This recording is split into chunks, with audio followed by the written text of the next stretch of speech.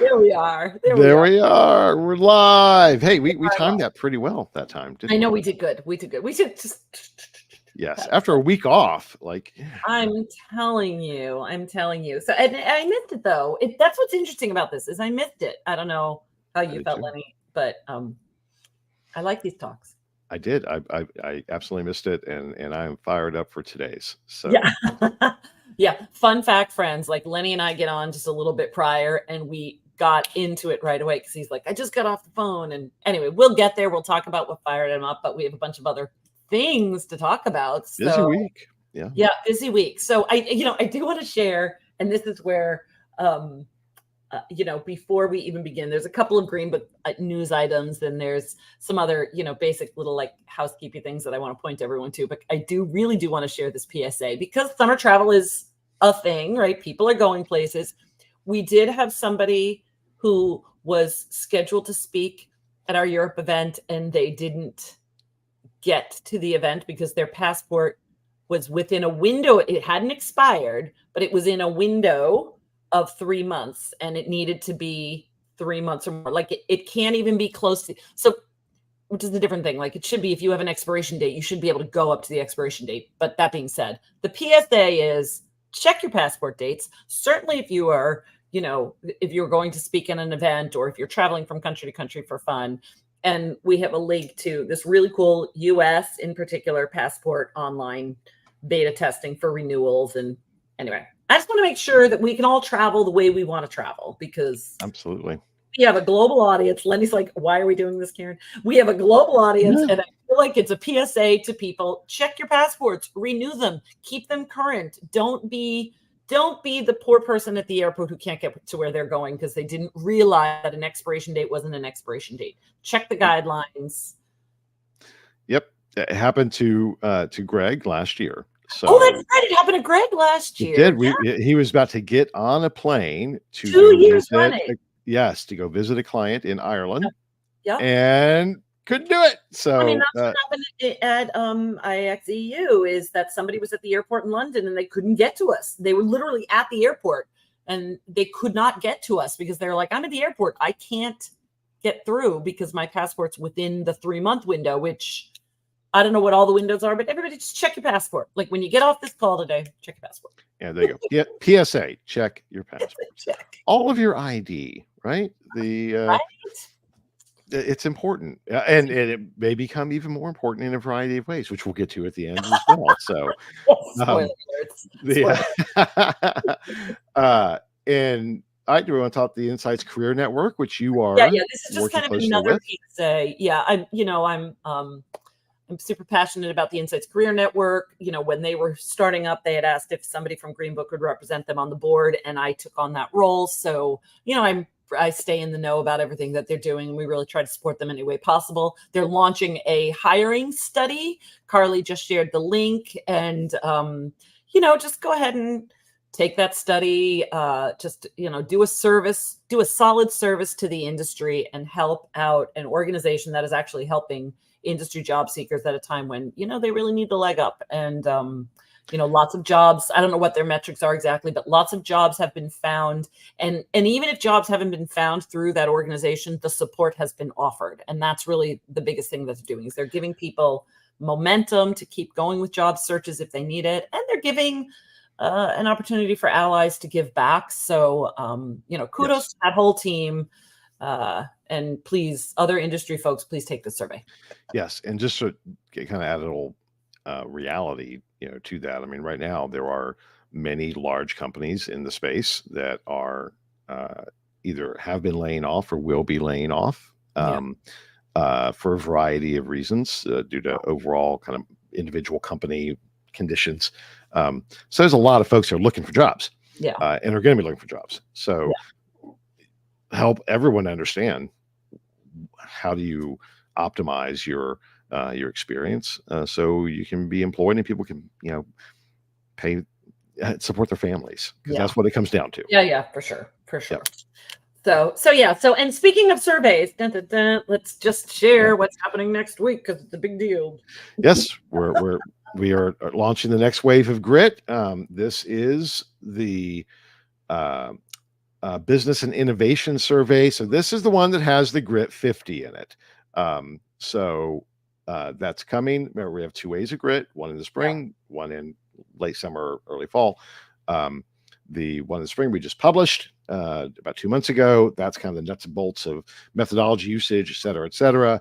This is around, innovation and of course the Grit 50. Please, when you see the invite, take a few minutes, participate, help us help you. Help us help you. Grab a cup of coffee first. If you see it in the morning, grab a cup of coffee and, recognize you're doing a solid to the industry by participating in that one. So, yes. And shout out to our friends at Forsta, who again are providing the data collection platform. And there's other folks on the back end, but this is when Forsta is doing their heavy lift. So I want to give them a shout out. Yeah, cool. Thank you.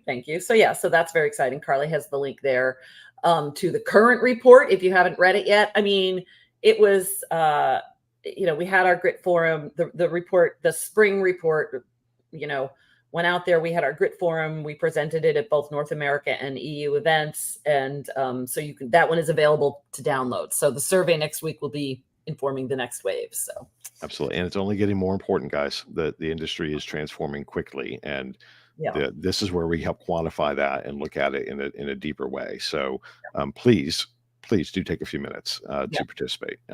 We need that so we can help give you the appropriate information and guidance for your career, for your business, for your department. So all right, let's keep going with some shameless plugs, right? Because the other 2 things we just need to talk about before we get into the meat, folks. We just want to talk about 2 of our upcoming events and what's going on with them. So our AI event, that call for speaker, Carly on the job. I love it so much. That call for speakers is active. We were going to close it today.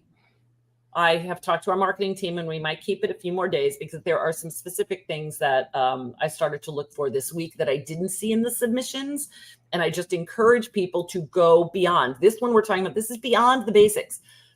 This needs to be, really advanced thinking for this particular event. So I'm scrutinizing these submissions that come in to make sure they are moving the industry forward, not just recapping where we've been and where we are today, but this event is in October. We are going to be pushing your knowledge and making it as current as possible. So the call for speakers will probably stay open through next week, but I'm telling you, it'll probably shut down Friday for sure because we've already extended it in that 1 week. So you can also register for the event. Registration's opened already.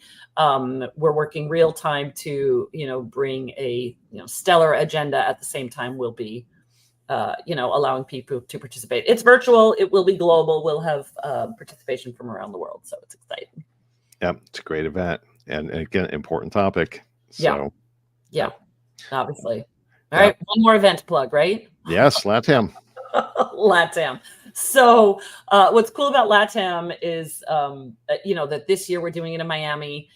Registration's opened. That agenda is, I think we have some speakers already being uploaded. The agenda is almost shored up. We just have to work with, Rafa, our partner, on this to finalize that and get that up for you. But it's going to be a great event in Miami with people coming from all over the LATAM region and also people in the U.S. who are doing work in the LATAM region. So it'll be, cross-pollination of all things for that market, both here in the U.S., that market here in the U.S., but also that market in the world and people who are doing business there. Absolutely. This is near and dear to our hearts. So again, our IIEX started in Latin America. So, and then we have the Rafael Cespedes, Alice Garnica, these folks that have been so instrumental in helping. And now to have it here in Miami makes it easier across the board. So go if you always wanted to go, but you couldn't figure out how to go to, Brazil or Peru or wherever it was. Now, Miami in October. Come on. Yeah. I know, right? It should be good. It should be good. Anyway, okay. Actually, no, it's Miami in September. October's AI. September, sorry. Miami, September, same thing. Miami, anytime. It's the same. It's the same. It's the fall. Yes. It's the fall. All right. So let's get into some stuff. I really, I want to talk to you about this. I don't know how much you know about Waxy, but predictive analytics platform. And this week, I saw, and I know you did too, sort of that, Zappy's in partnership with them. Then I saw Dig Insights is in partnership with them. I would not be surprised if you said to me, who else announced this week that they're in partnership? So I feel like there were others in my news feed, and I'm like, what is going on here? What are we seeing? And what do you know? I mean, Waxy is a forecasting platform, their approach to forecasting. They think of themselves as the bases killer, quote unquote. The leveraging Their words, not yours. Their words, not mine. Yes. So no offense, bases, but yeah. But there's a lot of folks who came from that world who are leveraging data in a new way for forecasting. That's an important component for new product launches, et cetera, et cetera. They are a platform. So yes, they are integrating with other platforms. In the announcements this week of both, Zappy, adding more kind of the research life cycle for folks that utilize Zappy for testing. Dig, which is more kind of front end, a little more qualitative with quantitative elements. It makes sense to have that integration from a client standpoint to be able to have more of a seamless process from concept into forecasting. So I think we'll see more and more of that as we move into the app ecosystem version of market research. We'll see more specialist applications that now sit and join with other solutions. That's what we're seeing. Certainly talked about that before. Like, we're going to see more of these, companies saying, let's collaborate because you're offering and my offering, we're a good fit together. Yep, absolutely. That is the world that we are rapidly moving into. So let me dig into this for a second. It actually applies to everybody we're talking about. I mean, the world we're heading towards, guys, is there's the data layer, and then there's the app layer on top of the data layer. That is what our industry is going to look like very quickly. It's already happening. So these types of things are part of that development of the evolution of the industry. So speaking of the evolution, I loved this article here about HotSpex's growth. It's significant. HotSpex, who happens to be, so many of the people we talk about are our partners in one way or another, right? Whether they are exhibitors in our booths, at our events with booths, or whether they are speakers on our stage, or whether they are writers in our, commentary providers in our group report. Like, so a lot of the people we talk about are our partners, but HotSpex, who's been, a huge supporter of us recently, just posted 48% revenue increase. So in a world where we start off this call talking about there are people losing their jobs, and we have somebody else sharing significant growth. So to what do you attribute that growth? Yeah. So HotSpex, Shane Skillen, the CEO of HotSpex, is a friend, truly a friend. So they are near and dear to my heart. He's a character. If you haven't had a chance to meet Shane, you should. Regardless of that, so there is a force of personality that cannot be. It is. I mean, Shane's very visionary, and he is a hard charger go-getter. So that is a piece of it. But where the real growth, I think, came from is when they have IP, their emotional map. And that certainly is important to understand emotional drivers of behavior. It's been productized across the research lifecycle, and then they bought an ad network, right? And so they're engaging, and that's where I think a lot of the growth has really come from, is that going from testing, optimization, now directly in implementation from an advertising standpoint for big brands. So they're they're a $60 million business now. So that's that in our space, that is significant. And they were not there a few years ago. So hats off to them. Hats off for everybody as an example for everybody on unorthodox thinking, right? I mean, that was just a hallmark of Shane as a CEO to think, well, why can't we own an ad network? Why shouldn't we do that? And I think we all have to think outside the box that way on, where do we add value? Where does it, in a data-driven world, how do we own more of the data supply chain and drive more value creation for brands? That's one way to do it. Well, and the Kantar partnership. So Red, Slim, and Kantar working Yep. together on this world panel data access. Red, Slim, Sprint BI. So I don't know enough about that one in particular. I know a bit about Power BI, but I am imagining it's a similar sort of dashboard, for data visualization. It data layer Yeah. and app layer. Yeah. Right. I mean, World Panel has extensive data on shopper behavior, et cetera, et cetera. Moving into making that more accessible, more usable by brands. It's another revenue stream on leveraging existing information that they have. So makes an awful lot of sense. The way that works, and we're going to see more and more companies going that way, is here's this existing data. Oh, now what don't we know, or what does that make us want to understand more? Then you do a research project on top of that. And then that feeds back into the data layer. And that's just this kind of synergistic virtuous cycle of data world that we are now enabled to live in. Yeah. And then, all of these solutions pointing towards, yes, we have this data, but how do we extract insights from it? How do we put the data together in such a way that helps us understand what we're seeing, right? Thus the data viz. So, how you and I say all the time, like, follow what other people are doing on some level and see how it applies to your business. Like, that's what we're talking about here. We're talking about how can you learn from these conversations that Lenny are having to make informed decisions to move your business forward. So. Yep. And that goes to the next one, right? Yes, right. Nice segue, huh? Yes. Ipsos, their persona bot for enhanced segmentation studies. I think it's healthcare specific for now, but they're leveraging existing information combined with kind of generative AI and the capabilities for that to create, synthetic sample. I just feel like we should just get into synthetic sample just right now. I am seeing, by the way, I am seeing case studies coming in for synthetic sample for our AI events. We'll definitely be digging in with some actual case studies. And I did just somebody reached out to me about editorial and said, I have a study where we used both, and we're going to publish those results on the website soon enough. So, it's a big hot topic, and it's, I think what's interesting about it, Lenny, is that just like generative AI was sort of like, but wait, and here we are using it. And now same thing's happening with synthetic sample, but wait, and here we are using it. So right. Well, and we should be clear of the use case, right? I mean, because there's so many different ways people think about this, right? Synthetic sample, where you never talk to a human and it just answers all of your questions. That's one aspect. Right. And we're there for some very specific things. And then there's this idea of, okay, I only sample 100 people, but I'm going to use synthetic sample, to increase my N to 500 by supplementing. And that's one thing. And that is more what Ipsos is doing, which is kind of persona. So it's synthetic sample from the standpoint that it is created from existing data to create these personas.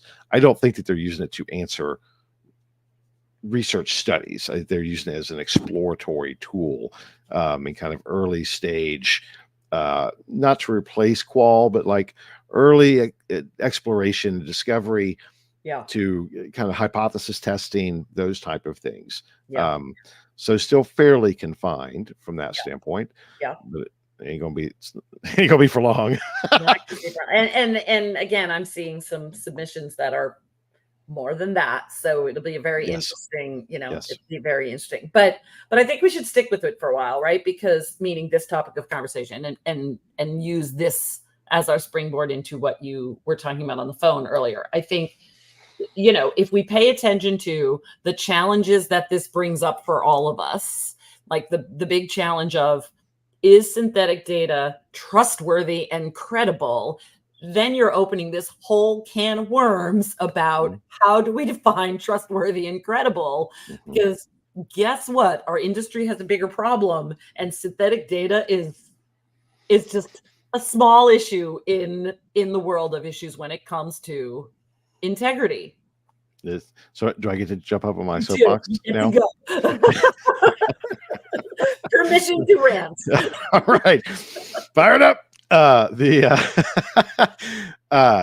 Yes, and let's put that in perspective, right? So you specifically, have been involved with the kind of expose on pay for your say Yeah. that several folks have been involved with, um, and I had the opportunity right before this to meet with that team, as well as the Case for Quality team, Yep. and uh, explore it even more deeply. Because what they've done with Pay for Your Say, which is understand a very well organized, for anybody who catch up, very well organized uh, business and network to have people participate in fraudulent qualitative research, right? Yeah. That's effectively what that is.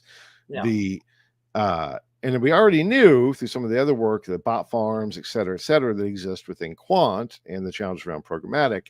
But there's an in between now. There are networks that exist for quant Yeah. that look like Pay for Your Say. They are affiliate networks. These are Yeah. businesses. Yeah. And not just that, so during this conversation, they took me into the Discord server on Pay for Your Say, and it's a community. These people are friends. They're helping each other. It's supportive. They I mean, are.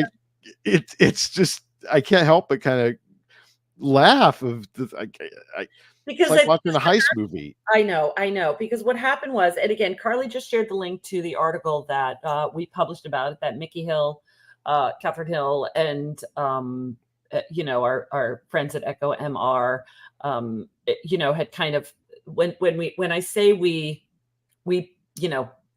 opened up the hood on this, they are in that community and they are seeing real time a lot of what's going on. I mean, Des shares screenshots in a Slack chat that we have all the time of this Discord server of people saying, and I read this one to Lenny, and I will read it to you now.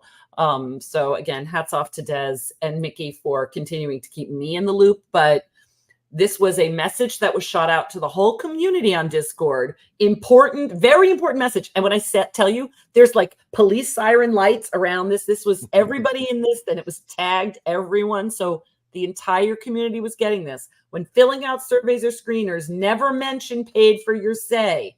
If they ask who referred you, always say one of the following: social media, direct email, or put down someone's name if somebody specifically told you about it. But they're basically coaching all of their people to not get Right. pegged or caught or identified. Like they are working hard to protect their monetized business. Yes. And they are doing the same thing on the quant side. Right. Right. And they're evil. Now, okay. So here's what I think needs to happen. Yeah. Michael Collins did a great deep dive in understanding the ecosystem, which includes most of the panel providers. Now, I want to be 100% clear here. I am not blaming any panel company for this. So, people found it's Maslow's hierarchy, right? Folks have a need. Many of these people are overseas. They and a dollar makes a big damn difference to them, right? So, so they have a need. They're finding a way to address their financial needs that can address other things. Take the ethics out of it, right? That's the bottom line issue. Let's recognize that. They found uh, vulnerabilities that could be exploited systemically in our ecosystem. And so the panel companies are as much a victim as this as anybody else. And I want to make that 100% clear. But you cannot talk about this without talking about the panel companies. And I'm not going to get into that right this minute. That conversation is going to occur. We'll figure out what that needs to look like. But it is widespread.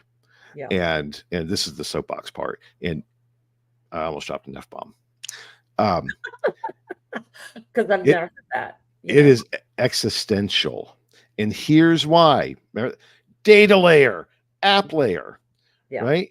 The contamination factor is no longer isolated to a single damn project. Right. Right. And there isn't anybody that can say that they are not, that they are like, no, we are in lockdown. This is not our thing, unless we have those, those internal panels that are protected and that have been carefully curated. Maybe they have permission to say it hasn't been gamified yet. But if you're getting, sample, if you are having recruiting, I mean, Isaac was talking so much about the steps that they have to take at Sago to make sure that people are not coming from these types of sources. Anyway, it's just everywhere, and everybody is touched by it. And community shares a list of so many players in the industry from a qual standpoint, and they don't know that they're in these communities. Right. But that also doesn't, if you don't know, it doesn't give you permission at this point to say, well, I'm not affected by this. You likely are. I think everybody needs to assume that this is in their ecosystem, and they need to deal. It is. So the rule of thumb on the quant side is roughly 30% of all sample is contaminated. Right. Is fraudulent in one form or fashion. Right. And it can be far higher than that. Right. And absolutely for some studies, right, knowing that I'm going to oversample by 30% and I'm going to throw it out because it doesn't cost me much to do that. I get it. That is an okay business decision. But not if you're integrating that. If you're integrating that into an LLM, that internally your organization is building out to synthesize this information to create your own synthetic sample, your own personas, right, internally to help do early stage exploratory research. That risk of a contaminant being in there is now infinitely worse than what it could be in just, that I've got 30% in my sample and I've pulled it out. This is an existential issue at a far larger degree than anything else we can think of. And here's the shout out to brands, right? Yes, cheaper, faster, better. Got it. So, but you're going to have to pay more for quality sample. 100% have to start paying people. We do, because these people, yes. Right. And we have to, and we have to understand consumers have no obligation to participate in research. They do it because it is meeting some need for them, either financial, social, interest level. There is some desire. Generally, it's going to be financial because time is money. Can I say one other thing about the ethics of it all? Because I think it would be really easy to get preachy about, like, but people are, blah, blah, blah. But if you, listeners, audience, people paying attention, or anybody who has ever seen, like, somebody say, hey, can you vote for my dog in this most popular dog competition? Or like we sometimes do things to help somebody else out. And so this is just a different type of example of that. Like, sometimes the lines get blurry for individuals who are making decisions. And if you go to the very basic level, to what Lenny was saying before about, there are individuals who, I think that actually the Pay for Your Say group, I think they were in the States.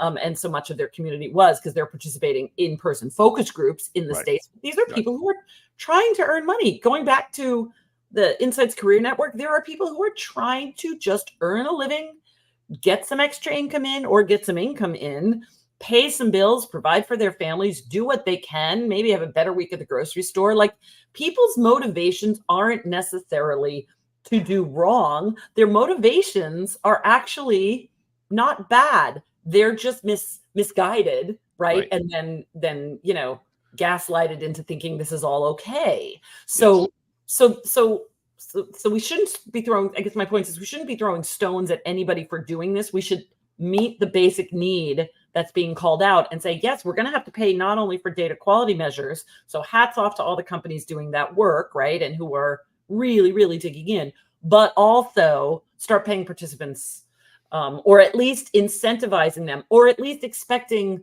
less of them. When we talk about internal research that we might be doing here at Green Book, I'm like, let's not ask people without something that they're going to get in return. You know, they have to be able to get something for their time because people have worth. Great. Yes, agreed. 1000%. Preach it, Sister Karen. Preach it. Well, I just think, we're all people. Yes, I we're all mean, people, and we have. Sometimes we wonder about you, but are you really a robot, Lenny? And we've all made questionable decisions in our past for good motives, potentially, right? Yes. But wrong actions. Right. So, and I think, so I'm so glad that you said that. It needed to be said. And now, the other piece of that is suppliers. Yeah. If we want to thrive in the world of synthesized data that unlocks so much value in so many different ways, then we need to focus on delivering more value ourselves. And that is the validation for a brand to pay more. Yeah. So if we limit ourselves to just this myopic thinking of this is all that we do and it's just the project and that's all that it is hard for us to increase the value that we deliver, and therefore it is hard to increase our pricing. Here's what I think needs to happen. So if you're a supplier, I encourage you to think about this. Yeah. Look at your current project costs. Yeah. And put a cap on it. Okay. Yeah. We're not talking about increasing cost of project. We're talking about reallocating spend within your business.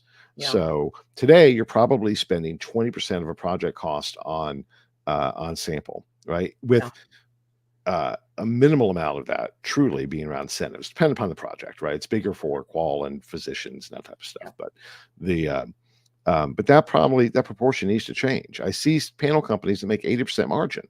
80% margin. Yeah. Which means 20%, right, is going to the respondent. Yeah. That's bullshit. Yeah. And we need to rethink it.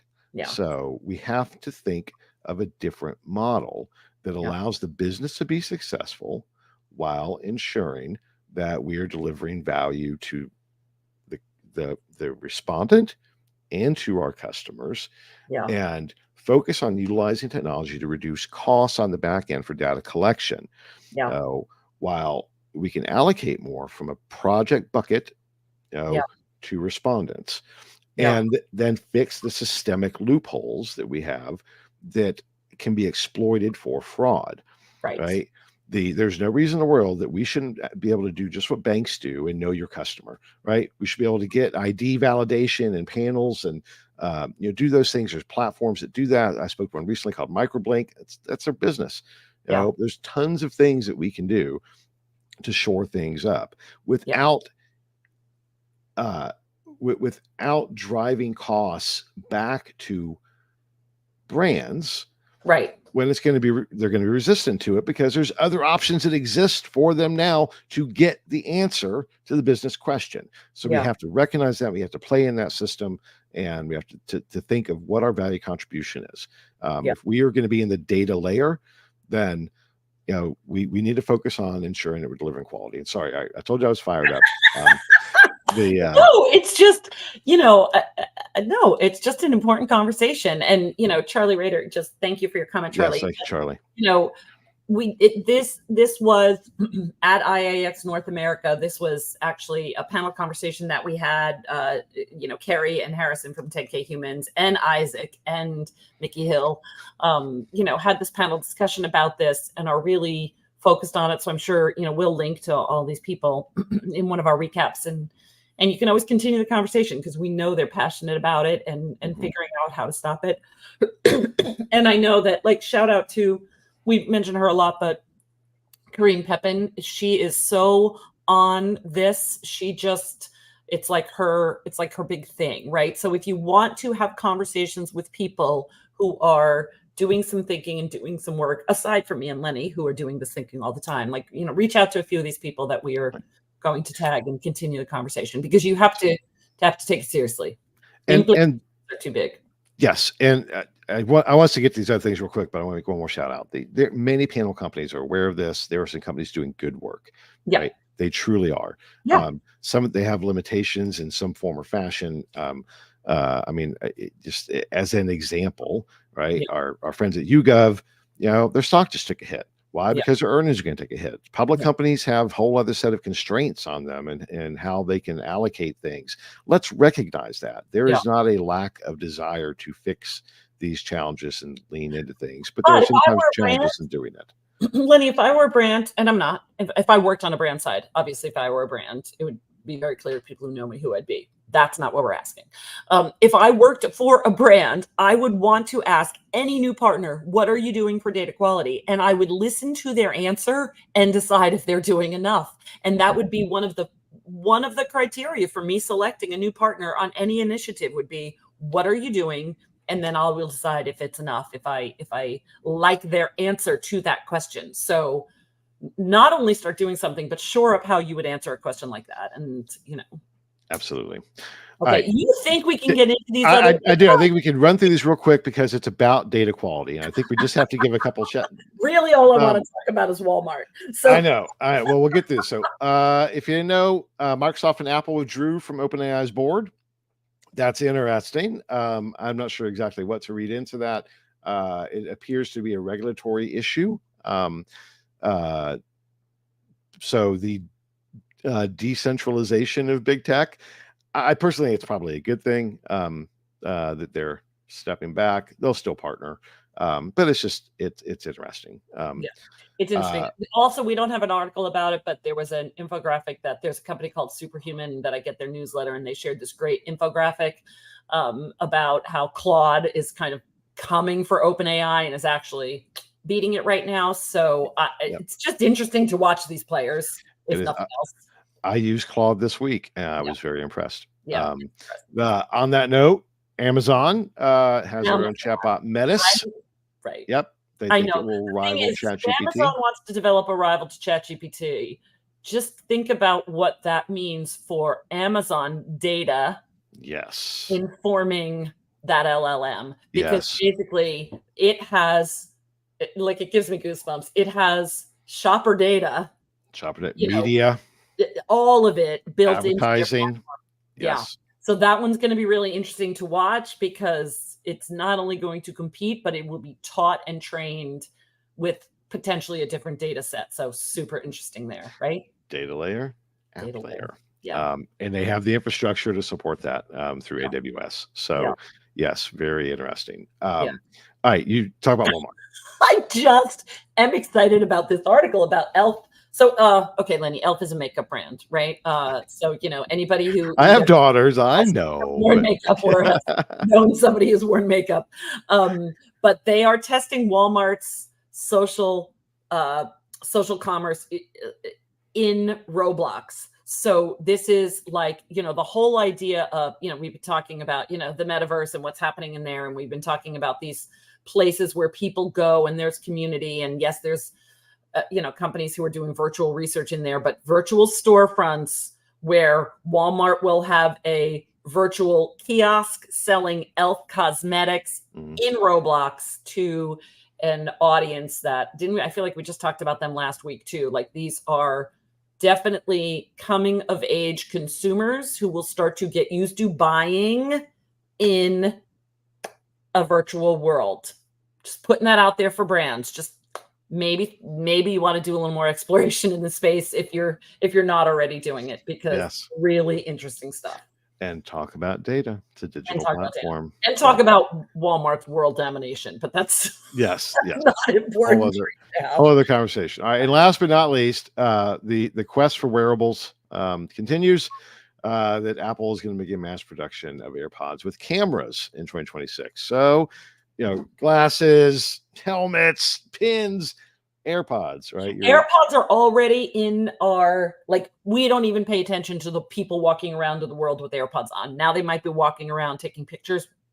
That will be seamless because we've already adopted the habit of wearing earbuds and AirPods. And that, to me, that one's crazy.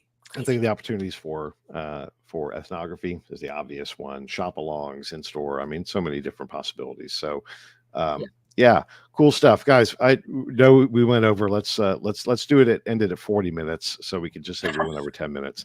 And I know I took up most of that with my rant, but No, no, no. the Our rant. Our rant. I think I ranted more. You were uplifting. I was like, but I know.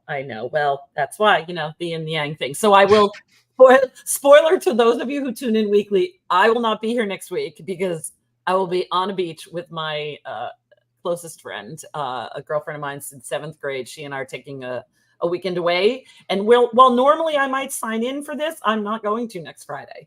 So Lenny will have a guest. I will have a guest, and I'm looking forward to having them on. So on that note, everybody have a happy weekend. We'll see you all. We'll see you all soon. And yeah, thanks for being patient with us while we ran over. Charlie, thanks for engaging live. That's always fun for us. Yes, Charlie. And, yeah, that's it. That's it. All right. Bye, everybody. All right, bye.